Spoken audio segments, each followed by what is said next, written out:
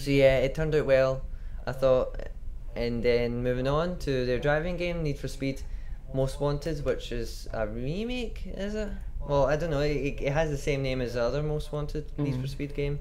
Well, it's been made by the Need for Speed developers, Criterion. So these were the guys that also did Need for Speed The Run, which you can tell because it looks very much like The Run, using Frostbite 2. I quite liked Pursuit, but those were made by Burnout guys, because I've always been a kind of a Burnout fan. And yeah, it looks good. It looks good. I hope it isn't an open world setting, because I didn't like it when they went open world with the Need for Speed stuff. Because I'd like it just to be a bit more focused on the driving, but never mind. So yeah, that looks pretty good. I'm okay if I think the racing's the tracks are going to have a little bit more choice in the matter, in terms of you can go this direction, that direction, or that direction, or upwards, or you can take the ramp that goes to Rainbow Road, and then take a blue shell. And then the other games they showed off were actually, first off, I thought Need for Speed was going to be Mirror's Edge 2. Oh, it was like the bit where they're jumping off. There was a section where the person was looking down on the big skyline. You know, so this might be Mirror's Edge 2. Turned out it wasn't, and I was like, oh, that was okay. But never mind, it looked pretty good. I was crying. That wasn't no, Faith! What happened to Faith? She starts driving cars in the new one. Yeah. What else did they show off at the press conference? An update for Star Wars, The Old Republic. Oh, that's right. You thought that was going to be an expansion? Oh yeah, they're adding in level caps, new areas, and like an expansion. But yeah, up just in good idea, isn't it? Like that's a good way to rake in the subscribers, because remember it is going against World of Warcraft, so it has to do something a little extra to make it stand out, I guess, because it did lose quite a lot of subscribers, like 400,000 maybe. I heard that went from 1.7 million to 1.3 million. We need to play a lot more of that game just to get that content done. Yeah, of course. I'm still liking my level 20s for characters, and so are you. And I like my level 17. Yeah. So yeah, that looks good. It's good to see that BioWare still, they've done a good job for the first MMO. I'd like to say. So Blizzard. Yeah. Well, alright, that kind of caused a little bit of a long pause. Alright, moving on. Should we move on to the next press conference? Anything else? Battlefield 3. That's right. Premium Medal of Honor. I almost forgot about that. Alright, yeah, they announced Battlefield 3 DLC, and they actually announced quite a lot. Like 5 pieces of DLC. That's quite a lot. And Close Quarters or something.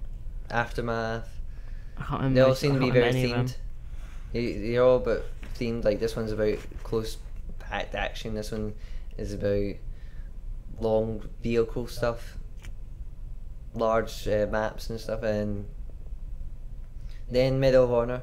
Medal of Honor looks pretty good. Like maybe they might make a better campaign. Like when the Medal of Honor reboot didn't really light any fires. But hopefully this time around they'll get it right, I guess I could say. And there was like a bit with that grenade. They like threw it and lines came up and the guy ran to it and kind of like motion sensors. When they did that was awesome. And it was pretty cool how you had the choice of when you were breaching the doorway. They had the choice of what they could do. Oh yeah, you choose a radio menu popped up, and they could choose like, do we use a shotgun? Do we use a grenade? Flash, do we bash it in?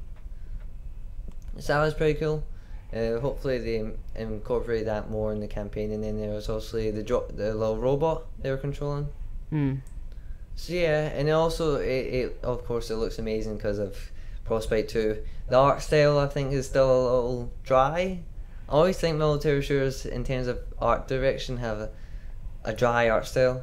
Who cares? None of you shoot things. No, I've seen shooters where they had to kind of put more work into the art instead of just trying to look. Because sometimes I think for realism sometimes can be a little bit boring to me sometimes. Yeah. Sometimes, like I think sometimes yeah, or half the time. Who knows? Apart from me, I won't tell anyone. Anyway, moving on, because like I actually move backwards, rewind. When it comes to me and graphics, I kind of think the best looking game is the one that merges technical stuff with the artistic stuff, and kind of meld them together to create this entity of brilliance. Moving on to Ubisoft then. Starts with Flow Rider, like a boss. Yeah. Ubisoft press conference overall I thought was the better of the press conferences. It just had a lot more in it, I think, in terms of it didn't have any dull moments apart from a few. Like, of course, it started up with Just Dance 4 with the guy. Did you see his microphone? This rapper like came gold, on stage. like Flow Rider's mic was just it was almost a out. shield. It's almost a shield, maybe in case someone started throwing rotten tomatoes at him. Yeah, you suck. Anyway, this is about games, not dancing. Yeah. Now, then they moved on. Actually, interestingly, it's good that they decided to have the press conference done by actors or people who are good at speaking rather than the CEO. There's Toby Turner. I very big like YouTuber. Him. He's quite funny. Like, he's quite clean as well. He isn't ranting, or he doesn't rant much, and he doesn't really use dirty language or harp on things. Great nice guy, I guess. Anyway, and the actress, the black actress, I forgot her name. Yeah, she's actually pretty into games. Interestingly, like, she was on Friends, I think. That's when I saw her. Friends season 9. I don't watch those things. Season 9, season 10, she was Joey's and Ross's girlfriend. You're Joey and Ross's girlfriend. Oh, thank you. And it turned. She's been in a bunch of other game stuff, like the Halo. She was in Halo Reach advertisements. Anyway, moving on to the games. Of course, Far Cry Assassin's 3 and Creed. boobies. Far Cry 3. Far Cry 3. That demo was actually pretty interesting. It wasn't like mind-blowingly, but it definitely showed off how this game is going to be wacky in a good kind of way, because obviously they're pushing this insanity kind of thing where everyone's just really crazy. Like, there's a moment where Vast, the main bad antagonist, was doing pole dancing on the TVs when your character was in this dream state. There's also some random tigers that you're fighting. Oh, tigers! Well. Yeah, I remember that bit. That was awesome. And of course, there was a bow and arrow. There's another bow and arrow. What is it? Seriously, at the moment, bow and arrows, like, because they're cool. If you can kill an army with a bow and arrow rather than a gun, then you are a badass. Anyway, and of course they showed Assassin's Creed 3. Oh my god, that was a great demo. Like, I've always loved the Assassin's Creed franchise. I don't care what people say about, oh, they don't change much. Well, there, because it wasn't really pushing anything forward. It was just kind of a sidestep. Plus, the story in Revelations, went the way it ended, it was like, oh my god, it was a great ending. I'm looking forward to Assassin's Creed 3 quite a lot, because it is like, it's a sequel. But the other ones were kind of. They're just a sidestep, and they're about the storyline, I think, and it's about progression in the storyline. Ezio's storyline and Altair's storyline, because Altair was quite stale as a character, I thought. I like how in Revelations, he was much more as a character, because if you play the first Assassin's Creed, he was like, hello, I'm going to kill you now. Where Ezio was like, hello ladies, how you doing? With sexy time. Yeah, come on. Fuck slow time, sexy time. Sexy vision. So yeah, it was quite good. And the demo showed off quite a few things. Like, of course, there's hunting again. I like how people just these game developers like incorporating hunting in their games. You can now hunt, and people think, oh, they're ripping off Red Dead Redemption, but you have to remember, when Red Dead Redemption was coming out, this was also being developed. So I can't really say it's copying anyone.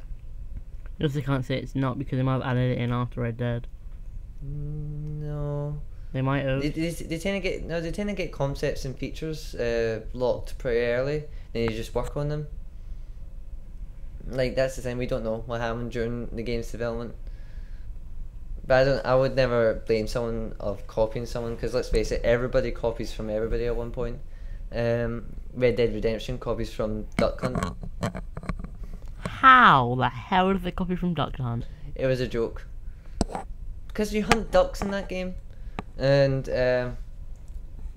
anyway, moving on. There's a really good demo. It showed off how platforming in the trees would work out, and it looks pretty cool. The platforming and free running throughout the forests, because they say that the forests in America are very dense, and of course they did show off that there would be cities, not just the forests. And I'm amazed how detailed the faces in the game is, because it looks really good.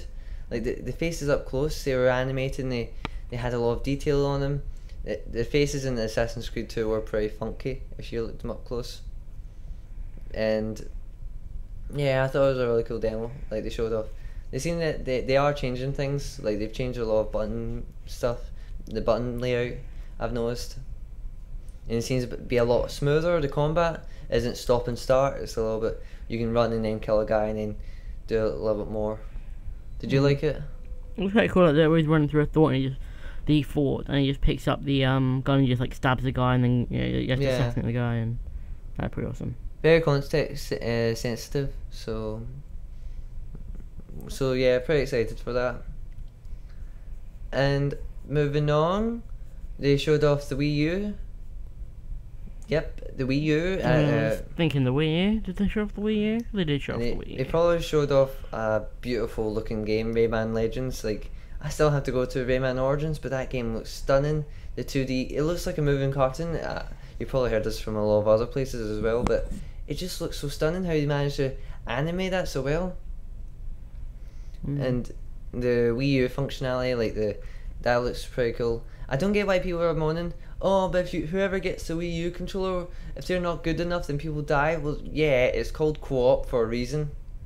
Like, you have to work together in order to get to the end. Otherwise, there's no point to it. Don't you agree? No, I don't. I totally disagree. I reckon it should be really easy, and you should just beat the game without trying at all. Get the F off my podcast. Okay, bye. Alright, bye. Alright, it's just me now. Alright. Yeah, it looked really good, and I found it was weird, because if you looked at it, it seemed that the person using the Wii U controller almost turned into a rhythm game.